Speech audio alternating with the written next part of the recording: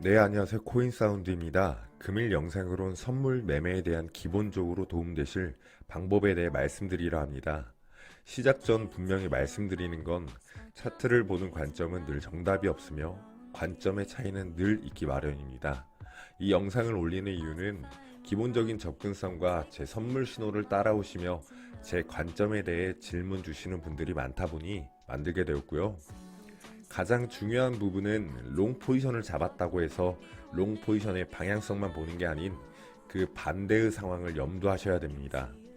선물에 대한 가장 중요한 부분은 영상을 제작하며 지금도 포지션을 드리고 있으면서도 장담하지 못하는 게 기술적인 부분이나 흐름에 대한 부분이나 똑부러지게 이건 이렇다 저건 저렇다 말하기 힘든 게 선물이라서요.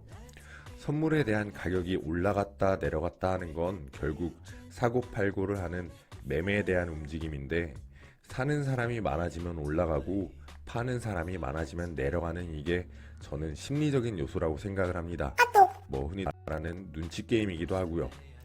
장의 흐름을 얼마나 빠르게 파악을 하고 정확하게 결단력을 내리냐, 이게 가장 중요하다고 생각을 합니다.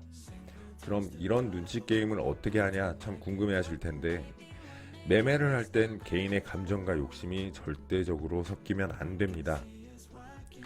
5%라도 수익 볼 수 있는 걸 욕심내서 10% 이상 바라게 되고, 그러다 10% 달성이 되면 15%도 바라게 되고, 이게 바로 사람의 마음이라 어쩌다 한번 50% 이상 수익을 봤다고 그 다음에도 50% 이상 또는 그에 근접한 수익을 볼 수 있는 건 결코 아닙니다.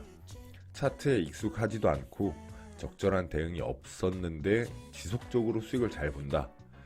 저는 이것도 운이라고 생각을 합니다.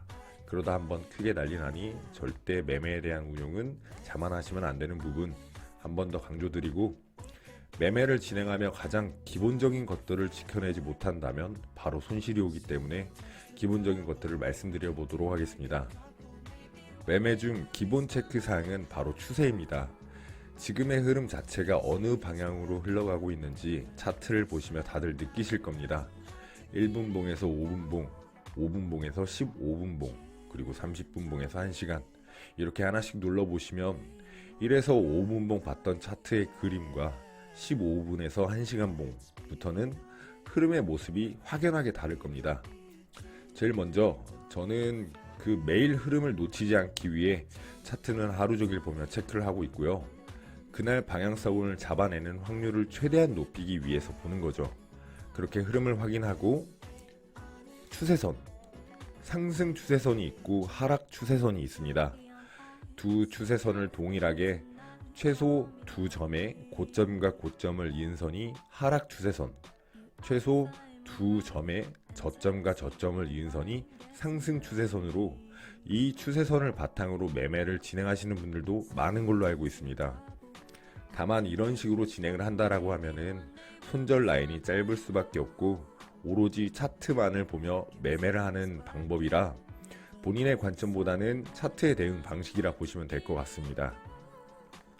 이렇게 저점과 저점, 고점과 고점을 이은 선으로 가격이 한 방향으로 모이게 되면 수렴이라고 부릅니다. 수렴은 이탈의 방향에 따라 큰 방향이 나오는데, 패턴을 보자면은 한 번의 하락만큼 그에 준하는 하락이 나온다.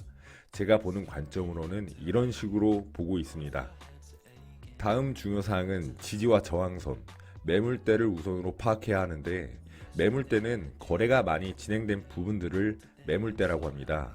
그 매물대를 보고 알 수 있는 부분 중 하나는 거래량이 많은 부분, 단순하게 예를 들면 빅롱이나 빅숏 이런 부분들 있죠. 이러한 부분들이 나오면 저항이나 지지를 받게 됩니다.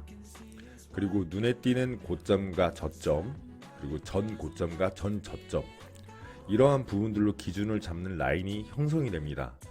무조건적인 저항선과 지지선으로 판단하는 게 아닌 어느 정도의 기준점을 잡는 데 활용하시는 걸 추천드리고, 늘 그전에 이어놓았던 저항선과 지지선이 고정으로 가는 게 아닌 돌파된 저항은 지지로 바뀌고 이탈된 지지는 저항으로 바뀌는 점을 꼭 체크해야 합니다.